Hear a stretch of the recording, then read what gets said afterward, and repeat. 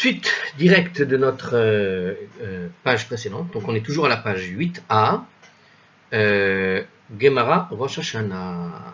Alors, on revient donc sur la Mishnah. La Mishnah toujours principale, hein, celle de la page 2a, hein, celle qui a démarré toute la discussion depuis un moment. Donc, qu'est-ce que disait la Mishnah? À un moment donné, cette Mishnah, elle citait que le premier Tishri est le début de l'année pour le décompte des années. D'accord? Donc, début d'année pour le décompte des années. Alors, et puis on avait vu, bien sûr, tout le reste. Hein. Alors, la Gemara pose la question, à propos de quelle loi est-ce que le premier Tishri est le début de l'année, quoi? Donc, de quelle loi il s'agit? Pourquoi le premier Tishri est choisi comme étant un début d'année? Sur quelle loi ça s'applique? La Gemara répond. Alors, Rav Papa a dit à propos de la datation des documents. Nous dit Rav Papa.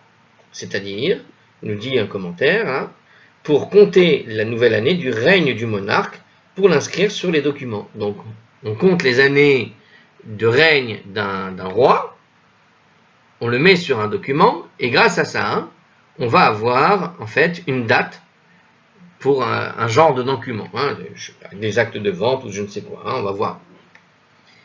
Car nous avons appris dans une Mishnah, alors justement, il y a une Mishnah qui parle de ça, hein, dans la Shemana Shevi'it 10.5.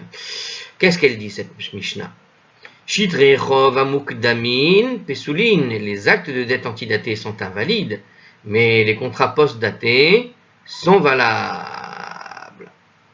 Alors avant d'aller plus loin, on remarque que ceux qui ont étudié la Gemara Rosh Hashanah ici avec moi là depuis le début se rendent compte qu'il y a quelque chose de qui moukar, comme on dit en hébreu, de familier. D'accord? C'est bizarre, on a déjà parlé de ce sujet. Mais on n'avait pas parlé à propos de Tishri, on avait parlé à propos d'autre chose. Donc on va voir ça. Alors en tout cas, qu'est-ce qu'ils nous disent ici? Donc les actes de dette antidatés sont invalides, mais les contrats post-datés sont valables. Alors on avait expliqué ça une fois, de quoi il s'agissait. Alors ici, en général, les documents sont habituellement datés d'après l'année courante, ça c'est le commentaire, hein, sont habituellement datés d'après l'année courante du règne d'un roi, d'un monarque. Il est nécessaire d'avoir une méthode standard de datation afin de déterminer si un document est donc antidaté ou post-daté. C'est tout simplement une nomenclature qu'on a établie qui permet d'avoir, une sorte de référence pour déterminer si le document est antidaté ou post-daté. Et comme on avait déjà vu, lorsque c'est antidaté, c'est invalide, et donc post-daté, c'est valable, ça reste valable. Alors, ça, on l'avait déjà abordé, je répète. On l'avait abordé, mais dans un autre contexte, et c'est exactement ce que la Gemara va poser comme question. La Gemara pose la question, donc, Ve'atnan, mais pourtant, on l'a déjà appris. On a appris. Be'echad Benissan, Rosh Hashanah la Melachim, on avait appris que le premier Nissan est le début de l'année pour les rois. Ve'amrinan les mag, Hilchata, et là-bas, on avait dit pourquoi, pour quelle loi elle a été enseignée. Et pour quelle loi on l'avait enseignée? Ve'amar Rav Chizda. Et Rav Chizda avait répondu à propos des documents. Donc, qu'est-ce qu'on voit?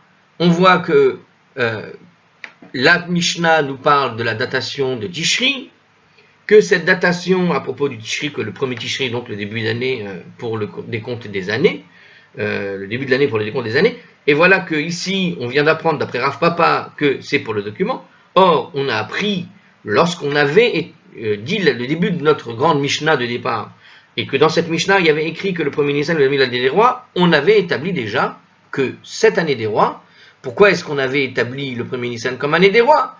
Pour les documents selon Rav Chizda, c'est-à-dire précisément pour permettre de dire exactement la même chose, c'est-à-dire de dater, post-dater éventuellement des documents pour savoir qu'est-ce qu'on doit faire dans certains cas de datation.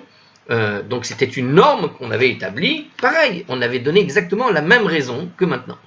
Donc comment c'est possible effectivement d'avoir à la fois le premier Nissan comme datation des documents tel qu'on l'avait établi au tout début dans la page 2a, hein, et ici on voit à la page 8a, que les actes de dette sont antidatés, etc., ça correspondrait, d'après Rav Papa, au premier Tishri, et c'est donc une deuxième norme. Donc on a deux normes, c'est étrange.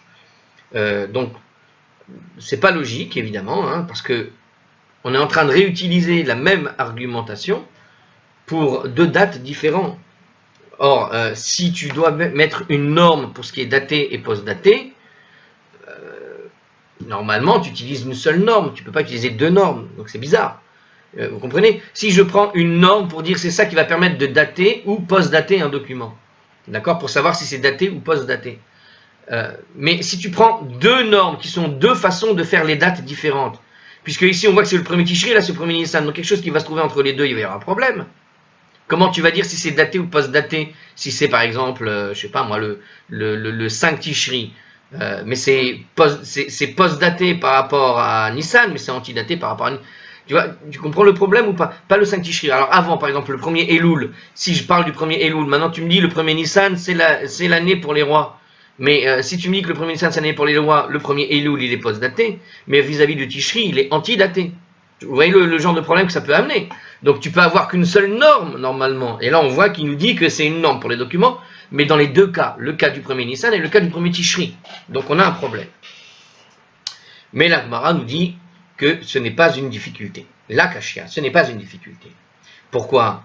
Alors, ce n'est pas une difficulté parce qu'en fait, il y a une norme, effectivement, on a des références, mais ici, les Malchei Israël, les Malchei Umot Haolam, ici, en réalité, c'est une référence au roi juif, c'est-à-dire que la norme qu'on a établie pour déterminer un document va être faite par rapport à un roi juif, et par rapport à un roi juif, quand je vais donner la date du règne d'un roi juif, je l'établis à partir du mois de Nissan, le premier Nissan, c'est ce qui permet de donner effectivement, comme on avait déjà expliqué, le moment où le roi juif a pris ses fonctions, et donc les années des rois sont comptées à partir du premier Nissan pour les rois juifs. Et là-bas, enfin ici, dans ce passage, à propos du premier Tishri, le début de l'année, et d'après Rav Papa, pour déterminer les documents datés ou antidatés, donc pour donner une norme, pour donner une date, qui permet de savoir quand est-ce qu'un document a été daté, eh bien, ici on le fait à partir des rois non-juifs, et les rois non-juifs sont datés et antidatés, sont comptés à partir d'une référence qui va être le premier Tishri. C'est-à-dire qu'au lieu d'attendre le premier Nissan pour dire cette année vient de démarrer ou de terminer pour un roi, eh bien, au lieu d'attendre le premier Nissan, on attendra le premier Tishri pour déterminer si cette année a commencé ou s'est arrêtée pour un roi quand il n'est pas juif. Et donc, finalement, pour ces documents datés ou antidatés, eh bien, quand tu vas mettre une date, si tu mets la date d'un roi juif, tu vas te fier à la norme du premier Nissan, et si c'est un roi non juif, tu te fies à la norme du premier Tishri, et c'est ce que vient nous dire la Mishnah ici, à propos du premier Tishri, et c'est comme ça qu'il l'explique. Alors, la Gemara pose la question, parce que malgré tout, il y a quand même une difficulté qui se repose. Alors, et là, Hade Amar Rav Chizda, mais ce qu'a dit plus haut le Rav Chizda, alors on était à la page 3a à ce moment-là, c'est écrit là, hein, c'est pas par cœur. Donc, ce qu'a dit le Rav Chizda, à savoir, Lo Shanu Ela les Malchei Israël, que la Mishnah déclare que le premier Nissan avait été le début de l'année, alors ça c'est le commentaire, a enseigné cette loi uniquement en ce qui concerne les rois juifs, lorsque notre Mishnah établit, le Rav Chizda avait déjà enseigné que le premier Nissan, ça n'est fait que pour les rois juifs. C'est-à-dire que quand on avait écrit premier Nissan dans notre Mishnah, le Rav Chizda, quand il est venu nous expliquer que c'était pour les rois juifs, en expliquant que le premier Nissan c'est pour les rois juifs, il a rajouté Aval les Malchei Umot Haolam mais Tishri Maninan, mais en ce qui concerne les rois des autres nations, on le compte à partir de Tishri. Donc le Rav Chizda avait déjà établi cette distinction sur juste le premier Nissan. C'est-à-dire que la raison pour laquelle je dis que le premier Nissan c'est le décompte pour les rois juifs, eh bien Rav Chizda avait expliqué, on précise pour les rois juifs en réalité, parce que quand c'est les Umot Haolam, c'est le premier Tishri. Donc on sait déjà, d'après Rav Chizda, on n'a pas vraiment besoin d'utiliser une Mishnah qui nous dise que le premier Tishri est le compte des années. Parce que on l'avait déjà dit, on le savait déjà, puisqu'on avait précisé pour les rois juifs au premier Nissan, donc je supposais que c'était une autre date pour les rois non juifs, et cette autre date, Rav Chizda avait établi que c'était le premier Tishri. Alors donc la question qui se pose, est-ce que Rav Chizda, quand il nous a appris que c'était à partir du premier Tishri que les rois non juifs étaient comptés, est-ce que Rav Chizda, et c'est ce que pose la question de la Gemara, Rav Chizda matninin atal et ashmu'ainan, je fais genre je comprends, mais c'est la traduction qui va valoir. Alors Rav Chizda, est-ce qu'il vient nous informer, cette chose-là, donc, de notre Mishnah?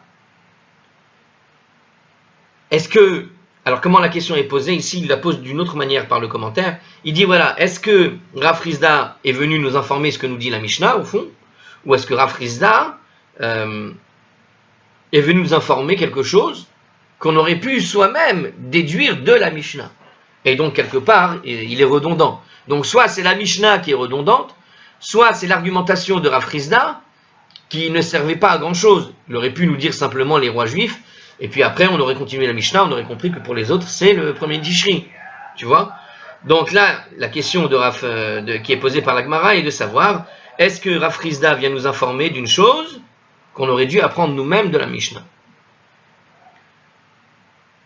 Alors la Gemara répond, il n'est pas venu nous informer cela. Rav Chizda n'est pas venu nous apporter ce que rapporte la Mishnah. Rav Chizda, il avait fait une déduction d'autre chose. Comment est-ce qu'il a déduit Rav Chizda que, à l'époque, quand on avait fait la page 3a, il n'est pas venu nous apprendre que c'était le premier Tishri parce que c'est écrit dans la Mishnah. Il est venu l'apprendre à partir de versets de la Torah. Rav Chizda, Kerae Ata, le Ashmu'inan. Rav Chizda vient nous apprendre de quel verset? D'où est-ce qu'on a entendu ça? Ashmu'inan, ça ressemble au verbe lishmoa, entendre. D'où on l'a entendu. Et on ne l'a pas entendu à partir de la Mishnah elle-même, mais à partir des versets. Et donc là, on voit dans le commentaire, il nous rappelle dans le commentaire, si on regarde la Gemara, Rav Chizda en fait prouvait à partir de la Torah elle-même que les années des rois non juifs sont comptées depuis Tishri et non depuis Nissan. On avait donné les exemples vous vous rappelez, du roi Assuérus, du roi, comment il s'appelle déjà, Darius, etc. Bon, je le dis en français, je ne me rappelle plus, de Koresh, on a fait une discussion là-dessus, et donc Rav Chizda avait donné comme preuve, des preuves qui venaient de la Bible, et non pas, alors pas de la Torah elle-même, mais plutôt de la Bible, donc du Tanakh, puisque le livre d'Esther, c'est dans le 3e livre du Tanakh, et non pas dans le 3e grand volume du Tanakh, dans les Ketuvim, et pas dans le machin, ou bien des Nevi'im. C'est-à-dire que on a vu des exemples qui venaient de ces textes-là, qui montraient qu'effectivement, on avait des preuves où le premier Tishri était véritablement le démarrage du comptage des années pour les rois non juifs. Et donc, c'est pas par rapport à la Mishnah qu'elle nous l'a appris ça. Bon, donc voilà, on a répondu.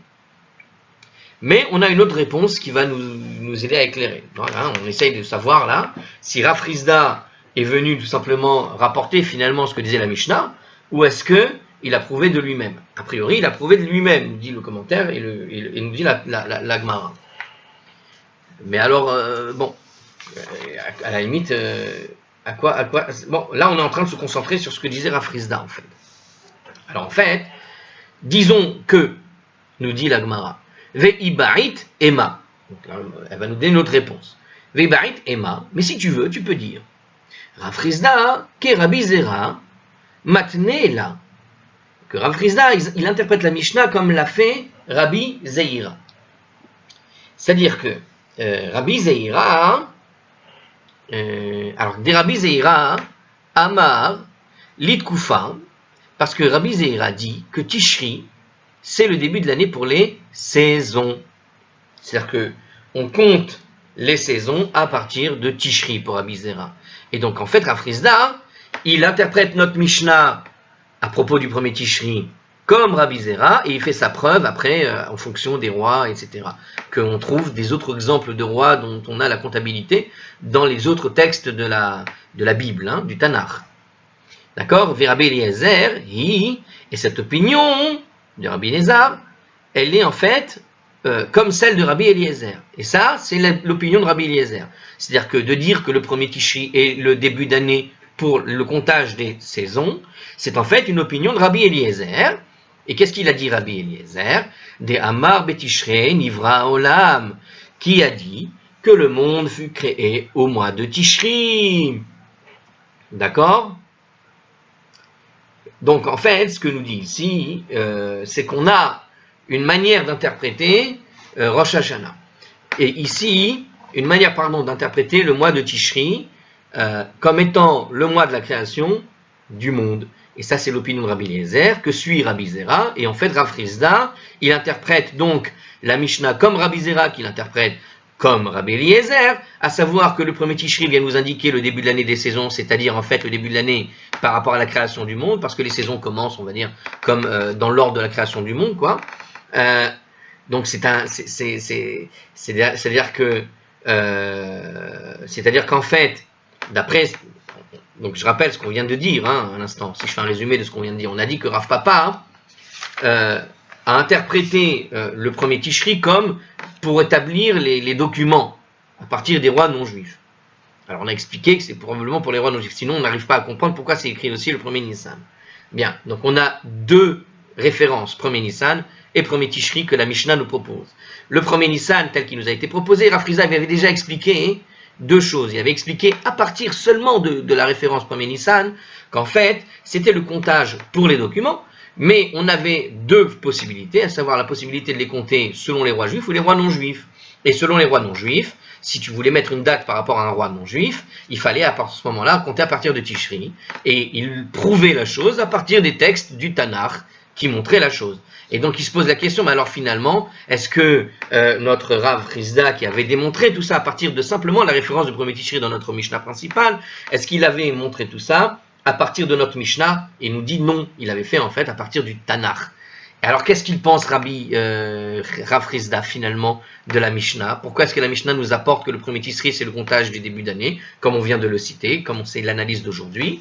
Eh bien, c'est comme ce que pense Rabbi Zera, qui pense comme Rabbi Eliezer. Donc Rabbi Zera parle de la nouvelle année pour les saisons, Rabbi Eliezer de la nouvelle année, comme quoi le monde a été créé en Tishri, et donc c'est le comptage des années depuis la création du monde, comme je l'avais vu au tout début, à la page 2a. Mais bon, on connaissait la réponse évidemment par rapport à ce qu'on connaît de la traduction quand on est dedans, mais par rapport à ce que dit la Gemara, c'était pas forcément évident, c'était pas précisé.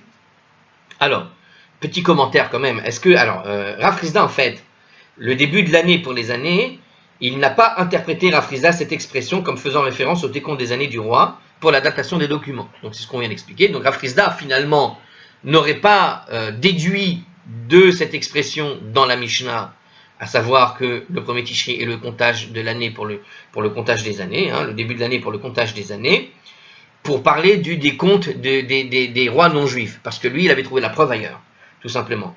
Et donc, par contre, Rav Frisda a jugé nécessaire d'expliquer ce que Nissan voulait dire, ici, qui représente le début de l'année pour les rois, et que ça ne concerne que les rois juifs. Et pour les autres peuples, il a donc amené les preuves qu'on avait vues dans le Tanakh, donc je ne fais que suivre ce que dit le commentaire, plus ou moins. Et alors maintenant, ensuite, petit commentaire sur ce que dit à propos des saisons. Donc Rav Zera, il suit comme Rav Frisda interprète la Mishnah comme Rav Zera qui pense que c'est le début des saisons, le début de l'année pour les saisons, c'est-à-dire qu'on calcule les phases du soleil et de la lune à partir d'un point de départ, supposant que la création du monde a démarré en Tishri. Alors, on va voir en fait maintenant la suite. Donc, au final, on a donc cette opinion qui serait donc pour cette partie de la Mishnah. Donc, le premier Tishri, c'est en fait l'opinion pour Rav Frisda, pour Rav Zera et pour Rabbi Eliezer, et chacun suit l'autre dans une sorte de cascade, que ça vient depuis la création du monde. C'est que Tishri est le mois où a été créé le monde. Et comme cette tradition existe, donc ça vient de là, la raison de la Mishnah, pourquoi elle dit que le premier Tishri est le comptage et le début de l'année pour le comptage des années, de quoi? Des années de la création du monde en fait, et non pas pour les documents, comme l'avait affirmé Rav Papa. Mais Rav Papa a raison, c'est aussi un comptage pour les documents, mais c'est un comptage pour les documents uniquement selon ce que disait Rav Frisda, c'est-à-dire en expliquant qu'il y a un comptage de référence avec les rois juifs et un comptage différent avec une référence différente quand tu fais un comptage à partir des rois non juifs. Très bien. Alors la Gemara poursuit, on va faire la suite. La Gemara poursuit avec une autre interprétation de notre mention de la Mishnah. Donc, on va essayer de maintenant comprendre qu'est-ce que ça veut dire le début de l'année pour les années. Qu'est-ce que ça veut dire Rosh Hashanah, les Shanim, le premier Tishri. Donc, on revient sur le début, on revient sur cette Mishnah. Donc, notre Mishnah nous dit je reviens sur ce texte, que le premier Tishri est le début de l'année pour le comptage des années. Donc on a écarté l'hypothèse des documents, on a expliqué, on a réglé les différences entre l'un et l'autre qui avait clairement entre Rav Papa, et on a expliqué finalement comment ça se goupille tout ça. D'accord? Donc on revient sur notre début de passage qu'on a commencé dans cette vidéo, à savoir le premier Tishri, donc le comptage pour les débuts des années. Alors, autre interprétation, Rav Nachman bar Yitzhak, il dit, qu'est-ce que dit Rav Nachman bar Yitzhak? Les dînes, c'est en fait pour les jugements. Alors, de quel jugement il s'agit? Petit commentaire obligatoire. C'est-à-dire que le premier Tishri, Dieu décide de tout ce qui arrivera à toute l'humanité durant l'année, jusqu'en Tishri de l'année prochaine. Alors, en fait, on parle de Rosh Hashanah. Rosh Hashanah, il faut savoir que c'est le jour du jugement. Eh bien, c'est de ça, c'est ici qu'on le sait.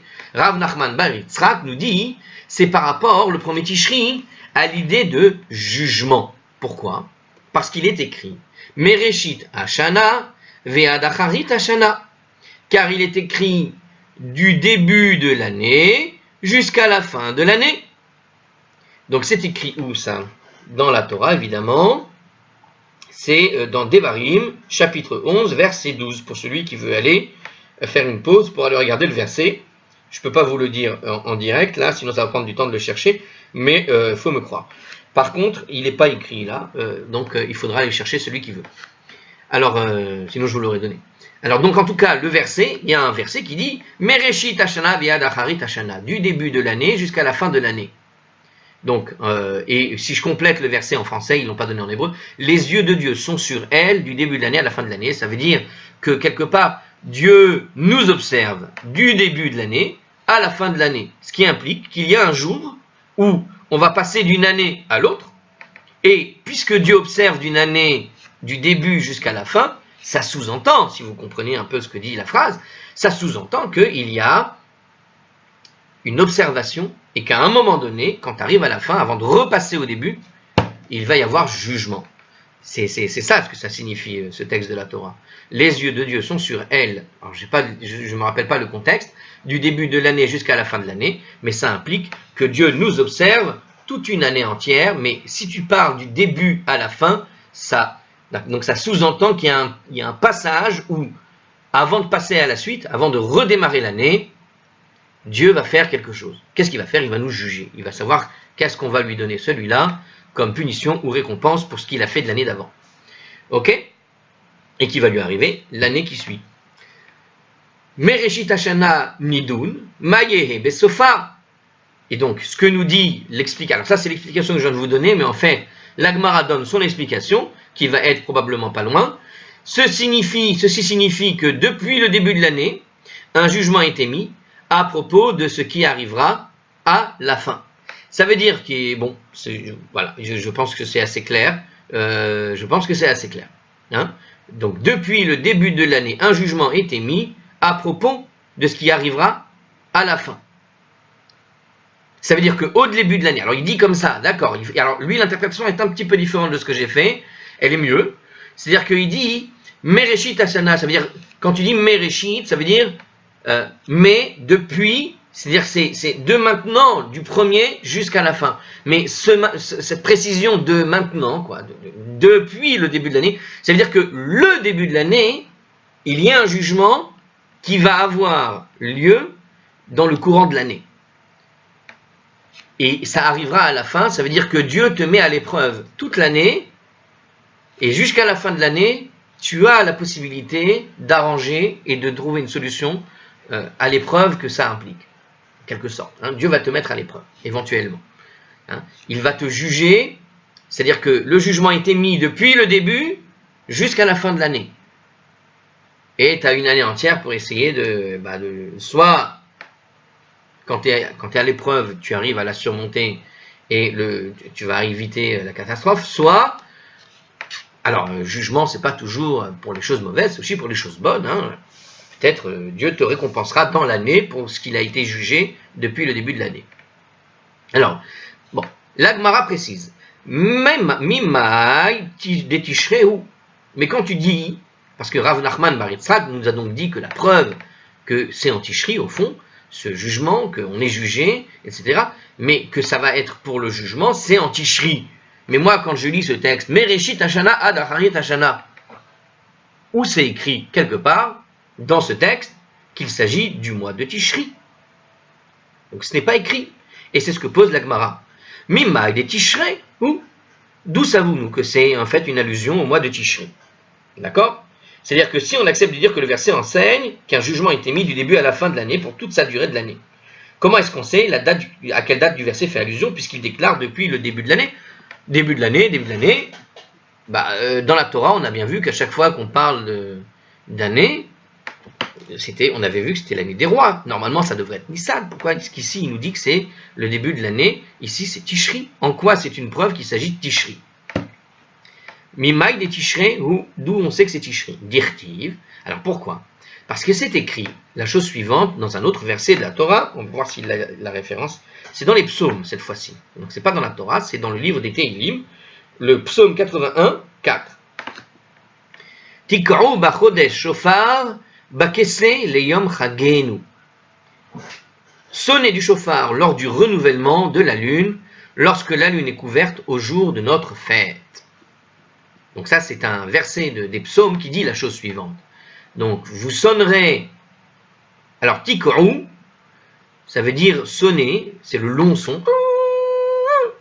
Sonner du shofar lors du renouvellement de la lune, donc lors du renouvellement du mois, au mois, Bachodesh shofar, tikrou bachodesh, vous sonnerez pendant ce mois le shofar, bakese leyom chagenu, alors bakese, kese les chassot, d'accord, lorsque la lune est couverte au jour de notre fête. Donc c'est très poétique, mais qu'est-ce que ça veut dire? Bakese, dans la couverture du jour de notre fête. Donc alors sous-entendu ici, il traduit avec un sous-entendu que la lune est couverte. Lorsque la lune est couverte au jour de notre fête. Alors la lune est couverte, ça implique effectivement qu'on ne la voit pas. Et effectivement, Rosh Chodesh, c'est-à-dire la fin de l'année, correspond au début de l'année. Souvent, c'est le même jour. Donc quand la lune est couverte, c'est qu'on ne la voit plus. Alors quand la lune est couverte, ça veut dire le jour d'avant. Qu'est-ce que ça veut dire tout ça? Alors dans le psaume, il y a un petit commentaire quand même pour expliquer. Alors l'interprétation simple de l'expression, ça tombe bien, c'est ce que je ne comprenais pas, bakese, et au temps choisi. C'est-à-dire que bakese, quand tu l'interprètes de manière plus simple, ici ils ont écrit couverte au jour, d'accord, ils ont écrit couverte, bakese leyom chagenu, couverte lorsque la lune est couverte au jour de notre fête. Mais en réalité, d'habitude, on le traduit autrement, au temps choisi. Mais on peut l'interpréter comme lorsqu'elle est, sous-entendu la lune, couverte, puisque la lune est cachée normalement. Notre Gemara commente ce verset selon cette interprétation. D'accord? Alors, il y a d'autres interprétations, celui qui veut aller voir. Voilà, il y a une autre présentation. Non, c'est une justification de cette présentation. Bon, on va voir une suite qui arrivera tantôt, bientôt, et encore. D'accord. Bon, alors au passage, on est à la fin de la page 8a, on va tourner la page. Alors je répète, comme ça on se remet dans le bain. Alors, Mimaï de Tishrei, et d'où est-ce qu'on sait que c'est Tishri? Parce qu'il est écrit, sonner du chauffard lors du renouvellement de la lune, lorsqu'elle est couverte au jour de notre fête. Et Zéou Chag, et de quelle fête il s'agit? Chez Achodesh, Mitkasebo, lorsque la lune, donc de quelle fête il s'agit lorsque la lune est couverte? Donc c'est quelle fête où la lune est complètement couverte? Alors le mot Chodesh est souvent traduit par lune, comme dans la Mishnah du traité Sanhedrin, et à propos de la bénédiction pour la sanctification de la lune. Le Haron donne un autre exemple de la dernière Mishnah de notre... Bon, c'est pas la peine, mauvais commentaire, donc je répète la question. Et donc, pour quelle fête la lune est-elle couverte? Heve Omer, Zé, évidemment que tu vas dire que c'est Rosh Hashanah. Heve Omer, Zé, Rosh Hashanah. Tu dois dire que c'est en fait Rosh Hashanah. D'accord? Pourquoi? Parce que c'est la seule fête qui tombe. Alors regardez le commentaire qui nous dit pourquoi c'est Rosh Hashanah. Parce que, en fait, je vais vous dire pourquoi j'étais un petit peu hésitant. Parce que je sais que, comment on déterminait la fête de Rosh Chodesh? Rosh Chodesh, c'est le début du mois. Et en fait, le cycle de la lune, c'est toujours la même chose. Bon, à un moment donné, la lune est couverte, et puis à un moment donné, elle se découvre. C'est-à-dire qu'on voit le premier croissant tout fin. Or, d'habitude, Rosh Chodesh, quand est-ce que c'est fixé? C'est fixé quand on voit le premier croissant de lune. C'est fixé par des observations. Et donc, voilà ce qui se passe. Je ne comprenais pas pourquoi ce serait Rosh Hashanah, parce qu'il parle de couverte, mais on a l'habitude de dire que tous les débuts de mois, la lune devrait être soit couverte, ou en tout cas, elle ne devrait pas être couverte, puisque Rosh Chodesh, le début du mois, c'est lorsqu'il y a un croissant de lune. Alors pourquoi à Rosh Hashanah, elle serait plus couverte que les autres? Et là, il dit le commentaire que c'est la seule fête qui tombe au début du mois lunaire, alors que la lune est cachée à la vue. C'est-à-dire qu'on fait la fête de Rosh Hashanah lorsque la lune est cachée. Donc c'est la seule fête où on démarre les 2 jours de fête avec la lune cachée, en fait. Alors que Rosh Chodesh, même quand ça dure 2 jours, apparemment, j'ai l'impression que même quand ça dure 2 jours, comme Rosh Chodesh n'était fixé qu'avec l'observation du premier croissant de lune, normalement, même quand ça dure 2 jours, tu observais la lune. Tu observais s'il y avait un croissant. Eh bien, il nous dit ici que Rosh Hashanah, en fait, c'est la seule fête où tu anticipes ce croissant de lune, en quelque sorte, à savoir que si tu ne vois pas de lune, tu établis que c'est Rosh Hashanah. Donc, à la toute fin du mois lunaire, nous dit le commentaire, la lune est en conjonction avec la Terre et le Soleil, pour celui qui veut faire un peu d'astronomie. Elle n'est donc pas visible de la Terre, car le Soleil ne peut pas illuminer le côté de la lune qui fait face à la Terre. Le nouveau mois lunaire commence dès que la lune sort de cette position d'alignement et devient légèrement visible, immédiatement après le coucher du Soleil. Mais même à ce moment-là, elle n'est pas visible facilement en tout lieu, en raison de l'étroitesse de la partie éclairée. En général, c'est vraiment très fat qui fait face à la Terre. Ainsi que l'exprime plus loin, on verra plus tard ce genre de problème. Bref, elle n'est visible ni le matin vers l'ouest, ni le soir vers l'est, etc.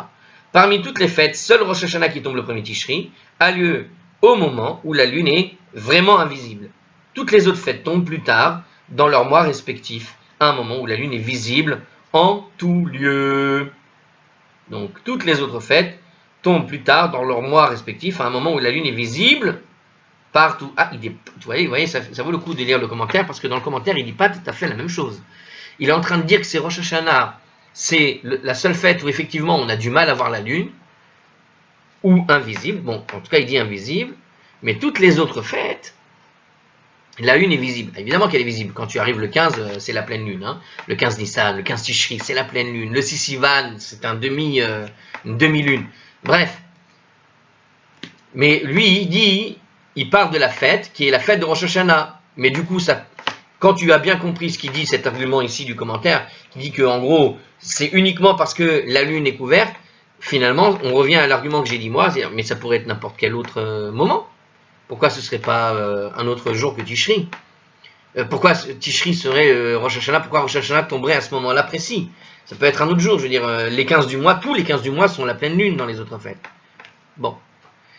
Alors il rajoute, Urtiv, parce qu'il est écrit aussi, Ki chok l'Israël ou Mishpat l'Eloé, Yaakov. Et donc il écrit dans un autre verset, car c'est un décret pour Israël, un jour de jugement pour le Dieu de Jacob. Et on constate donc que Rosh Hashanah est le jour du jugement. Alors, je n'ai pas très bien saisi. Donc, moi, pour comprendre, je suis obligé de dire qu'il n'y a qu'à Rosh Hashanah, effectivement, que la lune est invisible. Et les autres fêtes, les autres Rosh Chodesh, elle n'est pas invisible, puisqu'on ne commencera Rosh Chodesh que quand on commence à apercevoir le début, même fin du croissant. Ok? Voilà. Alors, ce qu'on vient de citer, pour celui qui s'intéresse, ça vient du livre des psaumes 81, 5. Bon, c'était la suite qui corrompt Bachot des chauffards, j'ai l'impression. C'était le même verset. Ouais, c'est le verset d'après. Hein, c'était le verset 4 qu'on avait cité, qui corrompt Bachot des chauffards. Et après, qui croit que l'Israël ne pas des Yaakov. Ah oui, bah, ça me revient, du coup, c'est bien. Ouais, c'est des psaumes. Les psaumes, je connais un peu mieux que la Torah par cœur, c'est compliqué, mais les psaumes, comme on les fait en prière, donc ça revient un peu mieux. Alors, d'autres enseignements sont tirés de ce verset. Alors, ce qu'on va faire, c'est qu'on va s'arrêter ici, pour cette partie-là, parce qu'on vient de démarrer la page 8b, donc on peut s'arrêter là, parce qu'on va reprendre donc la fin de ce verset, et immédiatement après, on démarre une explication à propos de ce verset. On va apparemment s'attarder dessus, donc on peut démarrer notre vidéo. À la prochaine.